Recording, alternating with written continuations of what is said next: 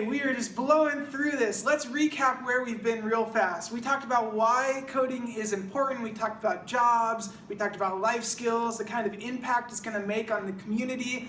We talked about how to run this code club. All you have to do is cheerlead, mentor, and facilitate.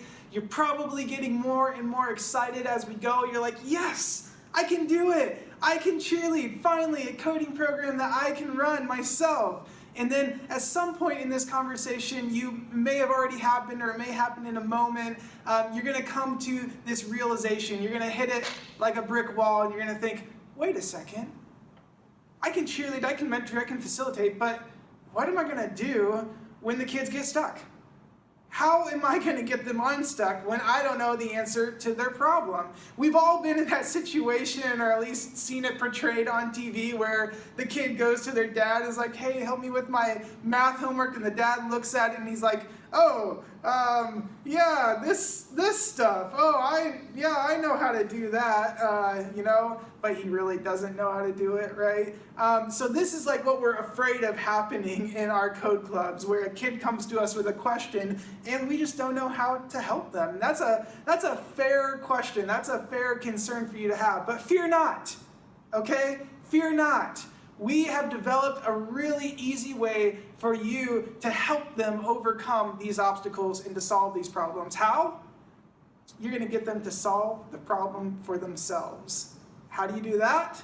You're going to lean on this idea called a growth mindset, okay? A growth mindset. If you're not familiar with that term, I'd encourage you to go ahead and Google it, watch a couple of videos about it. It's a really interesting concept, but my simple definition or overview of this idea of growth mindset is to nurture self-learning, okay?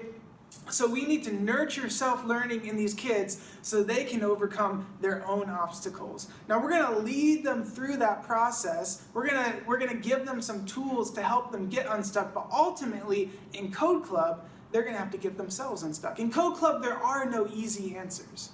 This is not a place where an adult is going to spoon feed them the answer like maybe they're used to in other contexts in their life. This is not a place for that. This is a place where they're going to have to wrestle with stuff. They're going to have to get their hands in it and get frustrated and really wrestle with it before they come to a solution.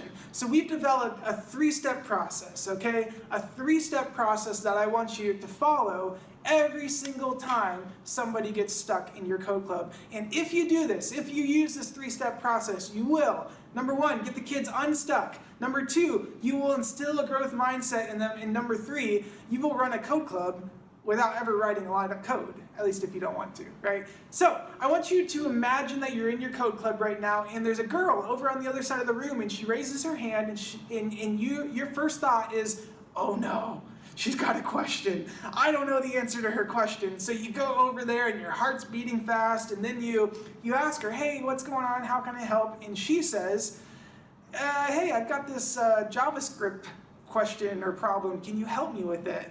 The first thing I want you to ask her is, okay, what have you tried so far? What have you tried so far? This is step number 1 in our process. We start here because too often kids will raise their hand as soon as they get stuck and they expect the adult to come over and tell them the answer. That doesn't happen in Code Club. Remember, there are no easy answers. So instead we ask them, what have you tried so far? And if they can't demonstrate that they've been working on it and wrestling with it for a while already, then I would just encourage that coder, hey, looks like you haven't really tried it. Go ahead and work on it on your own for a couple minutes, and if you're still stuck, raise your hand again, and I'll come back and help you at that point. Step number 1 is amazing. Step number 1 solves probably 80% of all the problems. It's so crazy. As soon as a coder puts in 2 ounces of their own effort, they almost always solve the problem. So we start here because it's a very, very powerful component to this process. Let's imagine now that she has now tried it on her own for a little bit and she's still stuck. And she raises her hand again and you come over and you're like, hey, what's up? And she's, I still can't figure it out. Then you can move on to step number 2. Step number 2 is simply, who else have you asked? Who else have you asked? At this point, in step number 2, we're going to tie in the collective expertise of the entire code club. We're going to tie in everything that everybody else knows, their peers know in the room, and we're going to get them to solve problems together. So I typically will make an announcement at this point, hey, who knows how to do this particular JavaScript thing? And then I'll pair off those two coders to go solve that problem together. Again, a very, very powerful step in this process. Almost all of the remaining problems will get solved in step number 2 that didn't get solved in step number 1.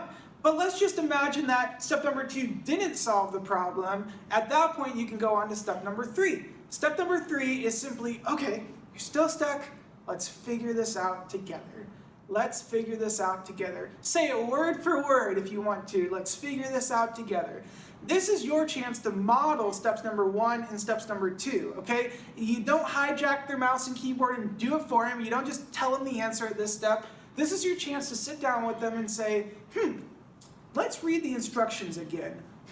Let's try clicking over there. Nope, that didn't work. You get to model what it's like to wrestle with something, to not get frustrated when you get it wrong. You get to model what it's like to ask somebody for help and to explain your problem well and to listen to their answer. All of these are very valuable life skills, and you get to model it for them.